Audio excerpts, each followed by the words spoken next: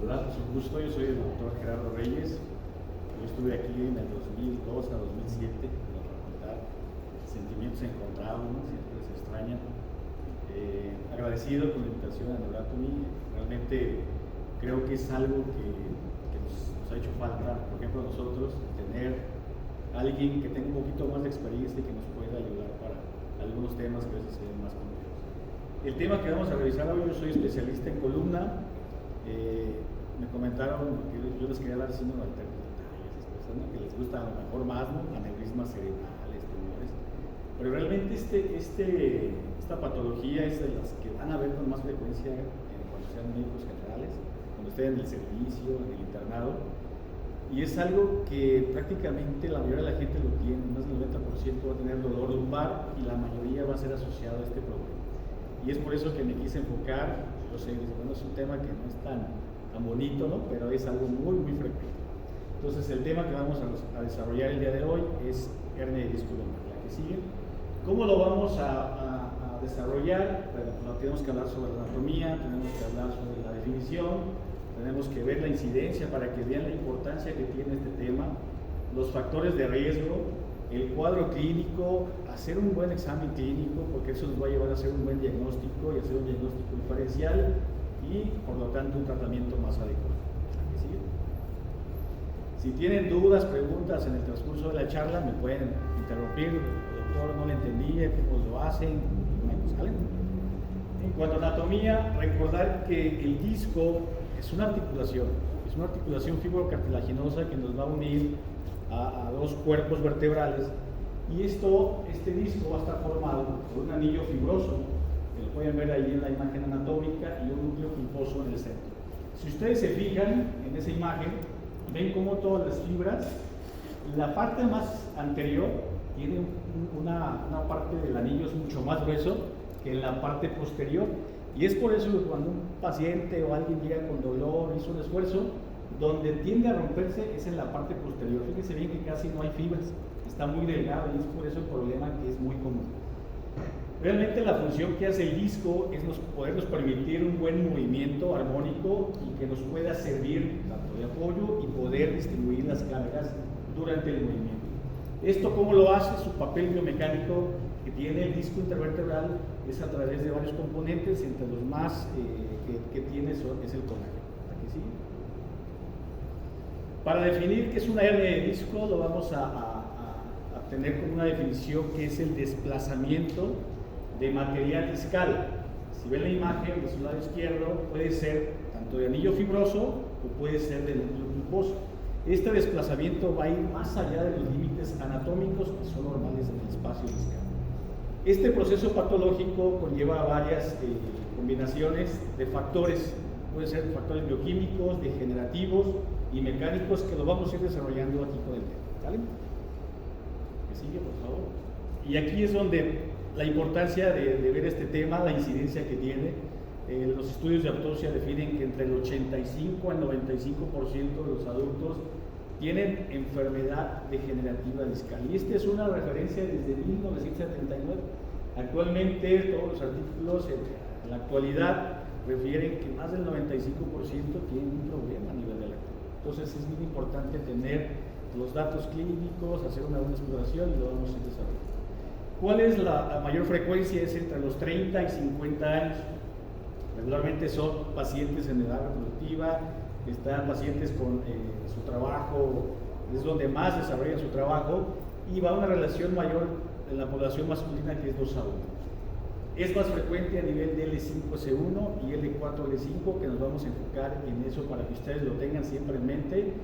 Y realmente ustedes, cuando van al hospital y van con algún médico privado, siempre la influencia que ha tenido la industria farmacéutica en columna se ha elevado mucho. Hay muchos pacientes que no se tienen que operar y los operan en columna, entonces tienen que ser muy detallistas. ¿Para que sí? Esta es una gráfica donde vemos solamente cuál es la incidencia y la edad. Regularmente en los 25 a 45 años, si se fijan, el problema es mayor a nivel de L5S1, y cuando es ya mayor de 65 años, 65 a 75 años, el problema va a ir más enfocado a L4, L5. ¿sí? Hay factores de riesgo que tenemos que conocer, igual como cualquier enfermedad. Hay un punto de vista personal, ocupacional, y hay algo que han catalogado mucho en la enfermedad discal, que es la actividad deportiva. En la parte personal, el tabaquismo, el ser fumador, conlleva mucho riesgo, ya saben, a nivel corazón, a nivel cerebral, a nivel de las arterias, todo daña el cigarro. A nivel del disco, lo que se ha visto es que disminuye el aporte de oxígeno hacia el disco, y eso hace que aumente esa actividad de los genes proinflamatorios, y por eso aumente esa enfermedad degenerativa discal. Todos los que fuman, piénsenlo 2 veces porque van a terminar con un problema. La obesidad, claramente, la sobrecarga que tiene el paciente a nivel de los discos también se va a ver afectada. Y se ha visto que la predisposición genética es algo que actualmente lo hemos visto mucho. Si hay un familiar o papá que tiene enfermedad discal, es muy seguro que el hijo también lo vaya a tener. La predisposición genética también tiene mucho que ver. En la parte ocupacional, uno de los principales factores es los conductores. Realmente lo que hacen es un microtrauma repetido a través de una vibración prolongada. Es uno de los que más nos llegan a la consulta. La actividad deportiva, pues les gusta mucho el gym, el crossfit. Realmente ahora me ha tocado ver muchos pacientes que se dedican mucho al crossfit. ¿Por qué? Porque hacen mucho esfuerzo, a veces no es a través de un buen un entrenador que debe decirles cuánto pueden cargar, y el paciente con levantamiento de pesas o deportes profesionales conllevan mucho el riesgo de formar hernias de disco. Y aquí es donde me voy a enfocar un poquito más para ustedes, que los que van saliendo, los que van al internado, los que están en el preinternado también, conocer el cuadro clínico de una hernia de disco lumbar. El síntoma predominante, y es lo que quede claro, es dolor radicular. Ese es el principal síntoma. El dolor radicular, paciente que llega, doctor, me duele, un calambre y me llega hasta la planta del pie. Entonces, regularmente ustedes ya deben identificar, yo creo que hay una compresión de alguna raíz, y a ver de qué tipo de cuál raíz. Y no tanto el dolor lumbar. Entonces, ahí es el primer factor, dolor radicular. El dolor tiene que ser en el territorio de la raíz. Ahorita en las imágenes vamos a ver cuáles son la distribución de las diferentes raíces, y ustedes tengan la idea de que si me duele la rodilla, ¿dónde puede estar afectado a nivel de la columna? ¿Vale? Y algo bien importante, signos neurológicos, el paciente que ya presenta pérdida de fuerza, que presenta pérdida sensitiva o hay alteración de los reflejos, son pacientes que ustedes deben identificar y poder determinar un mejor manejo para ese paciente. Regularmente todos los pacientes que llegan con dolor lumbar o radicular, pues les damos analgésico y ya vete a tu casa.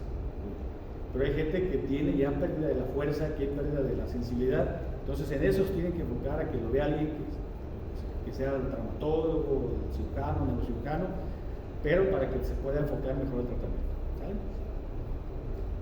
Esta la puse así, está muy cargada, pero es algo que ustedes hacen día a día en todos los síntomas. Regularmente, cuando hacen ustedes una evaluación del dolor, pues siempre preguntan todo esto, y es algo que no deben de olvidar ustedes. ¿Por qué?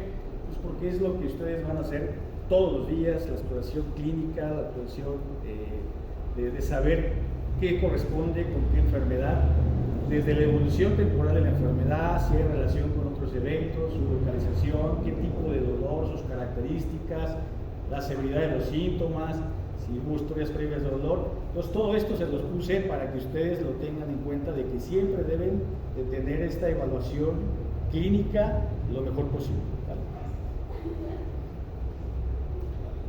Hablar de exploración neurológica a nivel de la columna lumbar, hay algunas pruebas y maniobras que nos van a ayudar y que nos van a dar una mejor sensibilidad diagnóstica para compresión radicular. Recuerden que el problema del hernia de disco es una alteración, un síntoma de dolor radicular. Entonces el problema de los diagnósticos es qué pruebas puedo yo hacer para poder detectar lo mejor posible o diagnosticar lo mejor posible que sea un problema de hernia de disco. Y una de las maniobras principales que ustedes yo creo que ya conocen todos es la maniobra de láser. Esta maniobra nos ha reportado hasta el 92% de sensibilidad diagnóstica para un problema de hernia de disco. Recuerden siempre, el patrón típico de una alteración radicular, de la distribución radicular, y eso nos va a dar un 89% de sensibilidad. Y otro punto, dolor a nivel de la columna, dolor a nivel de la miembro extremidad inferior, siempre debe ser extremidad inferior y un 82% de sensibilidad. Hay una imagen donde podemos valorar 40-50 grados, es elevar el pie, y eso nos va a irritar la parte de la raíz y podemos detectar que sea positiva cuando el dolor aumenta en el paciente.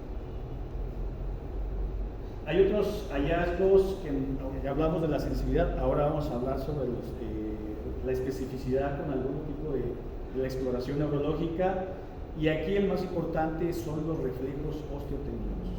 Cuando se afectan los reflejos osteotendinosos, regularmente cuando un paciente tiene una compresión nerviosa, lo primero que empieza a tener es alteración hiporreflexia o arreflexia, y eso nos va a dar que el 93% es la especificidad de contar con alguna alteración a nivel de a nivel de la exploración neurológica, a nivel de los reflejos, excepto L5, que es el que no se afecta en el reflejo. La presencia de paresia, la sensación de entumecimiento, que el paciente lo refiere así, 93%, y la SEC cruzado en 90%. Hasta aquí, ¿cómo vamos? ¿Tranquilos? Bien. Esta imagen, si quiero que se la, tener un poquito más se la aprendan, que traten de tomar una foto. Regularmente, un paciente que llega con dolor radicular, tenemos que valorar qué raíz es la que está afectada. Si vemos acá un esquema abajo, yo les puse un esquema sobre la raíz de L4. Si se fijan, la raíz que se comprime está entre L3 y L4, es porque ahí sale la raíz. Por eso dicen, oye doctor, si tengo una hernia de disco en L3 y L4, ¿qué raíz me puede afectar? Entonces, ahí es por eso se los dibujé. Acá en la parte en azul podemos valorar qué es lo que, hacia dónde se va a ir el dolor. Región distal del muslo, la región de la rodilla, la región medial de la pierna y la parte de la región medial del tobillo. ¿Cómo nosotros lo vamos a explorar? Si se fijan, el reflejo patelar es el nivel neurológico, es L4. ¿Qué es lo que el paciente tiende a hacer con el tibial anterior? Tiende uno a decirle al paciente que si nos puede extender la rodilla. Si el paciente no puede extender la rodilla, el problema va a ser a nivel de L4.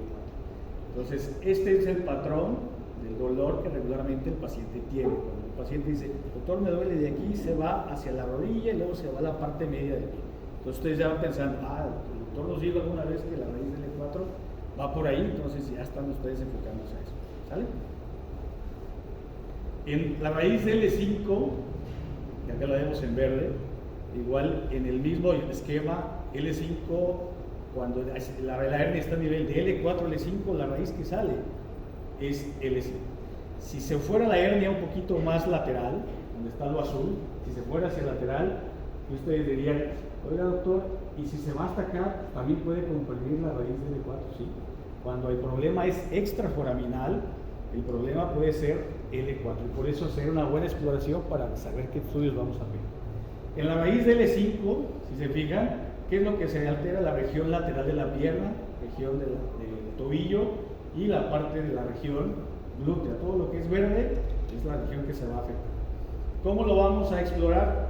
A nivel de, no tiene reflejo alguno, pero podemos decir al paciente que nos eleve el dedo gordo, el extensor propio del dedo gordo, y si no lo puede hacer, quiere decir que la afectación está a nivel de la raíz del S5. Y la sensibilidad que se ve afectada es todo el dorso del pie. ¿De acuerdo? La que sigue, de favor.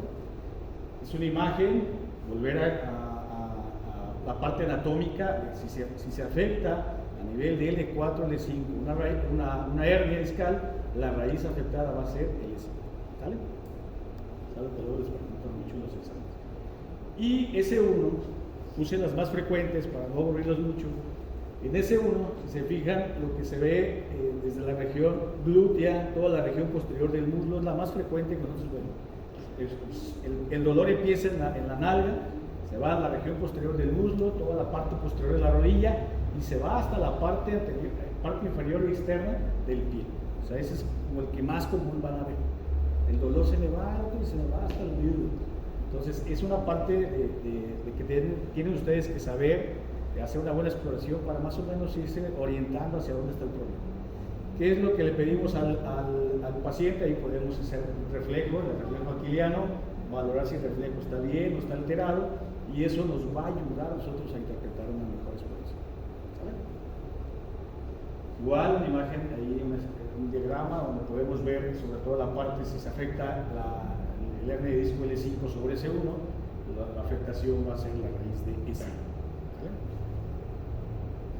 Pero hay gente que no llega con ese cuadro normal, ¿no? O sea, dolor y dolor auricular, pero hay gente que hay que tener nosotros en cuenta algo que se llaman banderas rojas. Las banderas rojas es algo que debemos de enfocarlo hacia el problema, es más tumoral, si es más infeccioso o es más degenerativo. Entonces, hay varios signos de alarma, como la edad de inicio. Regularmente vimos que la frecuencia es de los 25 a los 35. Si llega un paciente y ve que tiene el dolor de eso, menor de 20 años o mayor de 55 años, tenemos que ir pensando ya en algo más delicado, no solamente una hernia de disco.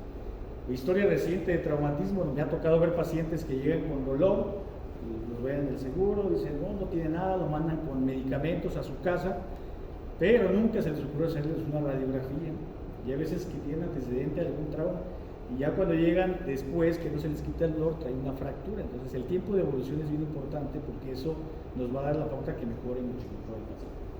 Un dolor constante que opera con el tiempo o que no alivia en reposo o con los cambios de posición, hay que pensar en algún tumor. Historia médica de malignidad, o mi papá tuvo algún tipo de tumor, siempre hay que pensar lo más delicado. Uso prolongado de esteroides, regularmente nos ha tocado muchos pacientes que tienen larga historia, los síndromes de Cushing o así, que hacen muchos cambios a nivel de la columna y ahí hacen abscesos espinales. Y uno piensa, bueno, les duele, pero no tienen ningún otro antecedente más que el uso crónico de esteroides. Uso de drogas intravenosas, malestar general, pérdida de peso, síntomas neurológicos. Yo aquí sí les recalco mucho. Si un paciente les dice, doctor, es que he perdido fuerza, tengo incontinencia urinaria, incontinencia anal, entonces hay que ser ya, no lo dejen ir, no lo manden a su casa, pues, hagan estudios, pidan una radiografía, o pídanle a alguien ahí un trauma, un neurocirujano, ¿sabe qué? Pues este paciente ha estado progresando, pues algo más tiempo, ¿sale? Y, para que sí. Entonces, diagnóstico de una hernia de disco, nos vamos a enfocar al cuadro clínico. El cuadro clínico, ¿qué es lo que nos va a dar? Dolor radicular. ¿En qué raíz nos va a afectar? Lo vimos en la exploración neurológica, hay que ser muy detallado. Y vienen ya ahí los estudios de imagen. ¿Sale? ¿Qué estudios de imagen le pedimos a un paciente? Ya cuando nosotros estudiamos columna, regularmente empezamos a ser un poquito ya más enfocados al problema que queremos encontrar. Es decir, doctor, es que tengo dolor lumbar, tengo dolor, se me corre hacia la pierna, pero además siento como un chasquido, o sea, me truena algo, entonces, pero el dolor cada vez es más frío. Entonces, regularmente nosotros ya pensamos en que pueda tener inestabilidad dinámica. Entonces, por eso pedimos radiografías dinámicas. Eso regularmente lo hacemos ya cuando hacemos una evaluación mejor al paciente y decimos, hay que hacer un estudio para flexionar, para extender, para ver qué tanto se moviliza. Pero eso ya es un poquito más. Estudio ideal para un diagnóstico de hernia de disco es la resonancia magnética. La resonancia magnética nos va a determinar en dónde está esa hernia, qué clasificación le podemos poner, cómo podemos entrar a una cirugía, pero es un estudio ya más exacto para el problema que estamos viendo. Hay algunos que no se puede hacer una resonancia, cateterismo, pacientes que tienen algún otro problema, se puede solicitar mielotac, que es un estudio invasivo, no me gusta, pero hay veces que se tiene que hacer cuando no se puede hacer la resonancia. La electromiografía es otro estudio agregado para hernias de disco que nos enfoca un paciente que tiene 2 o 3 hernias de disco. Regularmente queremos no ser tan invasivos en una cirugía y lo que queremos es marcar exactamente cuál es la raíz que más está afectada y irnos sobre ese problema. Y la tomografía en casos de que normalmente no la pido yo, pero cuando hay algo que esté calcificado o alguna patología segregada, entonces pido yo tomografía. Pero ustedes cuando les llegue un paciente, mínimo las radiografías, chequenlas bien, platiquen, a ver si no hay alguna alteración, ¿sale?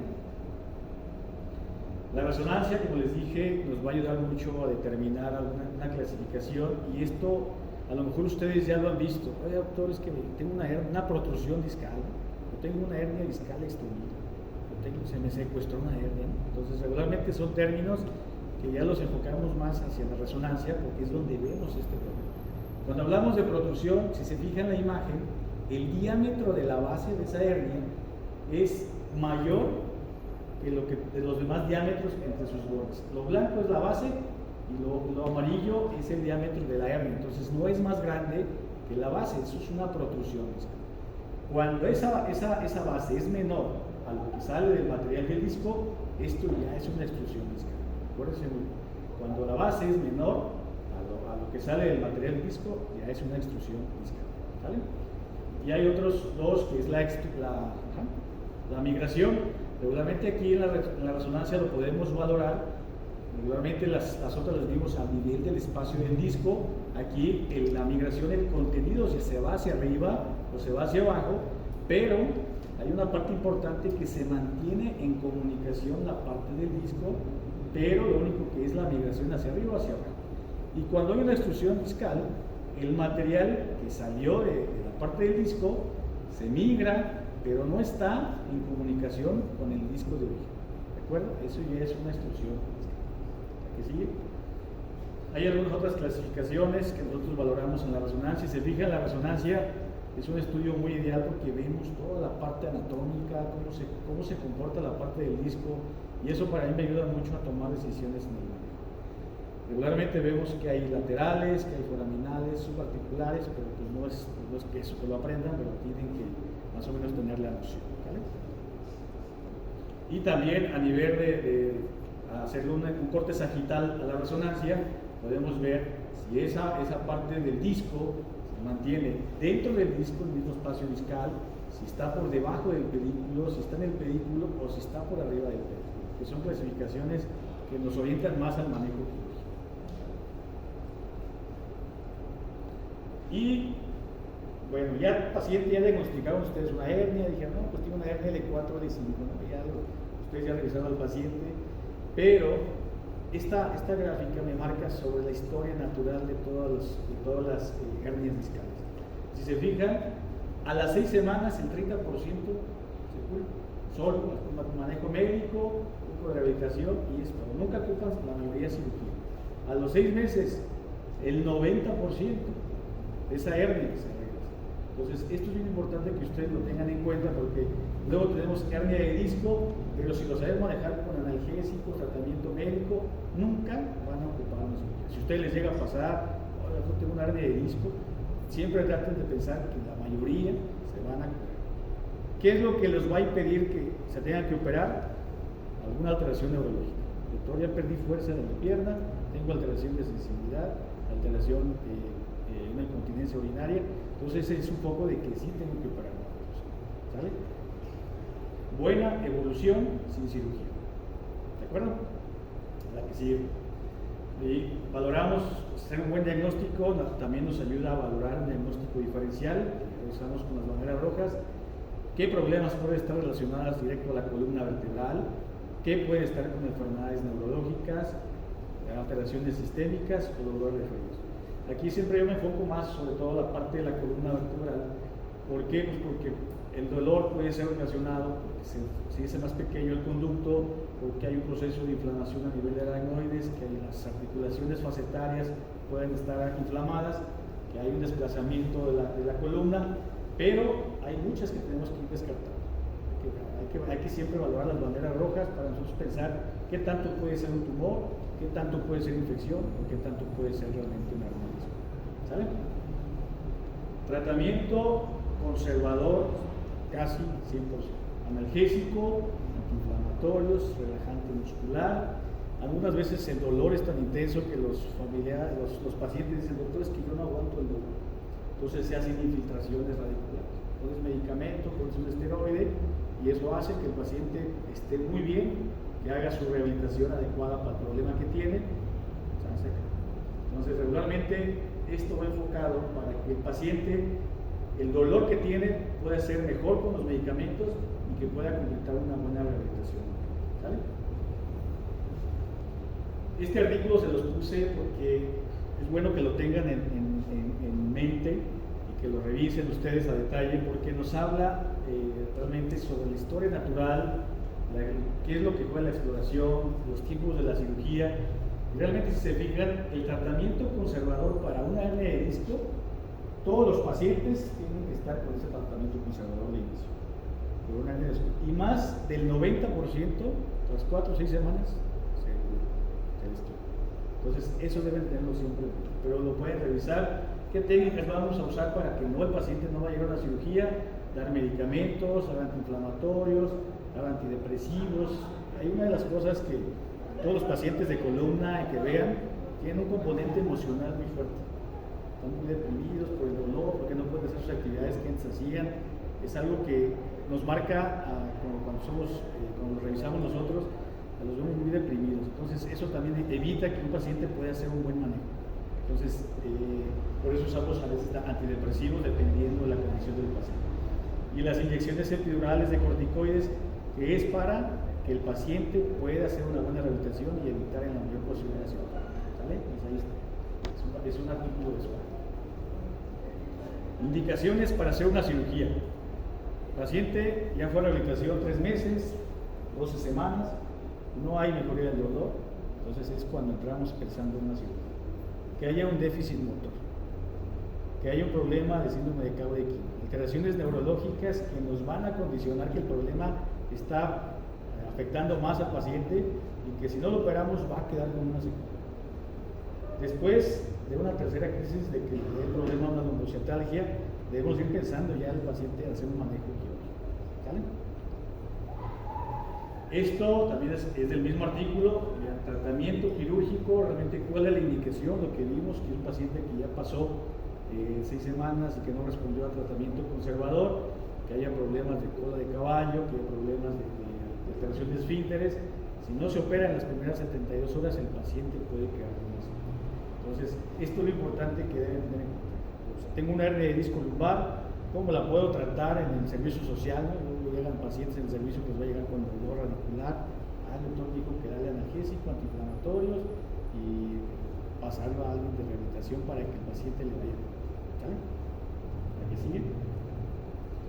¿Qué opciones de tratamiento? Pues esto no me voy a enfocar mucho porque esto ya va más apegado hacia los cirujanos de columna, pero lo que regularmente hacemos son microdisectomías, o sea, quitamos la parte del disco que está comprimiendo el nervio, hacemos a través del microscopio, que es una diferencia con el servicio de traumatología.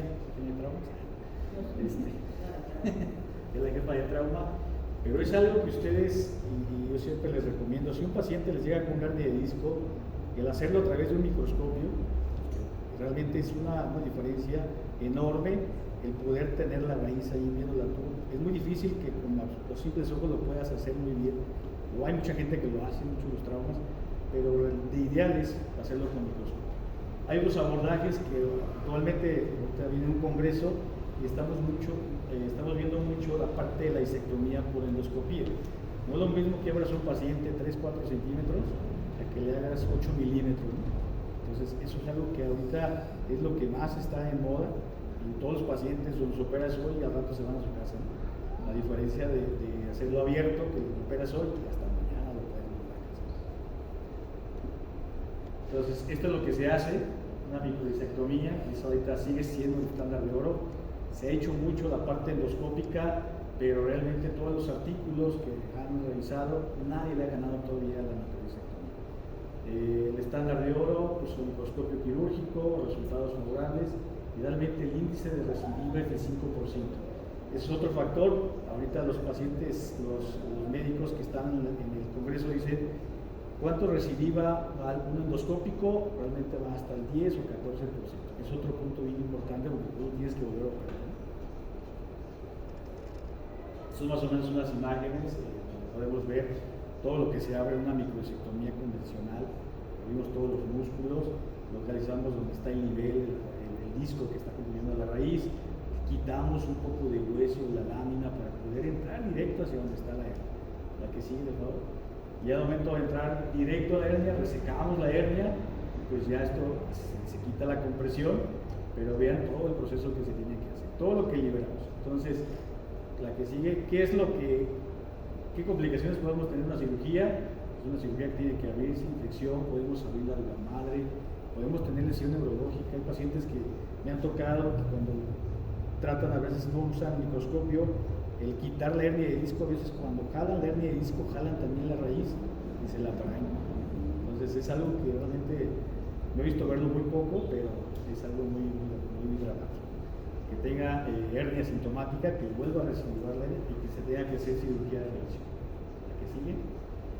Entonces, abordajes mínimamente invasivos, que es lo que platicaba, abordajes endoscópicos, no voy a hablar un poquito más en eso, la que sigue. Y esto es lo que hace la cirugía convencional. O sea, ya hemos intentado ir quitando poco a poco la cirugía convencional, lo que sigue siendo el estándar de oro, pero hemos visto los resultados son muy buenos con la endoscopía, todavía no se supera, pero si ustedes se fijaron en las imágenes, el daño muscular, el sangrado, la denervación que hacemos al quitar toda la parte muscular, la suplencia sanguínea, el compromiso, el tejido cicatrizal, medicamentos prolongados, periodos largos de recuperación, un retorno laboral prolongado. Entonces, esto ha cambiado mucho actualmente, ya no hacemos tanta cirugía abierta, hacemos ya cirugía más mínima. Vean, esta es la diferencia, hacer un abordaje convencional, es abrir toda la parte muscular y entrar a través de un molletín. Usar esos abordajes tubulares que nos ayudan directamente a llegar a donde está el problema del disco y a través de un microscopio hacer la liberación. Un video cuando aburridos, así nos quedan. Los abordajes quirúrgicos endoscópicos, esto es lo que está de moda y lo que se ha hecho más y que se ha visto muy buenos resultados. Entonces, el enfoque, si a alguien le sale una hernia o algo, siempre piense primero en la endoscópica. Cirugía endoscópica, esto es regularmente lo que vemos en la parte cuando sacamos un disco, vemos la parte de la madre. Aquí ya quitamos parte de la lámina, vemos cómo sale la raíz y ahí es donde vamos a esta parte de aquí. Es donde vamos a quitar la parte del disco cuando se comprime esta raíz. Esto lo puse así a grosso modo para que vean, cuando lo tenemos en el microscopio pues se ve muy clarito esta parte, vemos la raíz que sale del E5, los procesos transversos. Es una imagen que yo creo que es muy representativa para que ustedes no tengan la idea dónde está el problema, cómo se comprime la raíz y cómo lo podemos manejar. ¿Vale? Artículos del 2019 sobre los resultados de sectomía endoscópica comparada con abierta y microsectomía tubular. Todavía no hay una mayor significancia en hacer cirugía de mínima invasión sobre la microsectomía. Para llevar a casa, siempre tengan en cuenta hacer una exploración neurológica. Eso les va a ayudar mucho a que ustedes puedan interpretar hacia dónde está el problema. Si el problema, vuelvo a lo mismo, el problema me duele la parte anterior y se me va hacia la parte medial, ya estoy pensando en qué raíz puede estar afectada. Porque tienen que justificar hacer un estudio de resonancia, un estudio de imagen. Entonces hay un dolor lumbar que nomás se queda ahí, pero no se distribuye, puede ser otra cosa más local, no tanto el de. Entonces hay que hacer una buena exploración para poder dar un buen tratamiento. Lo que les dije, no se ha podido demostrar diferencias significativas a favor de un tratamiento en particular, ya sea endoscópico, abierto, microscópico. La clave es descomprimir muy bien la raíz. Lo más importante es tener la indicación y no la técnica que nosotros vamos a emplear. Eso de la indicación es porque el 90% de todos los pacientes con hernia de disco se van a curar con puro manejo. ¿Vale?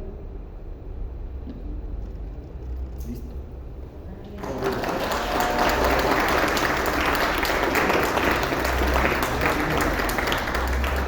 Ahora sí, preguntas y échenme. ¿Cómo ven? ¿Cómo vieron?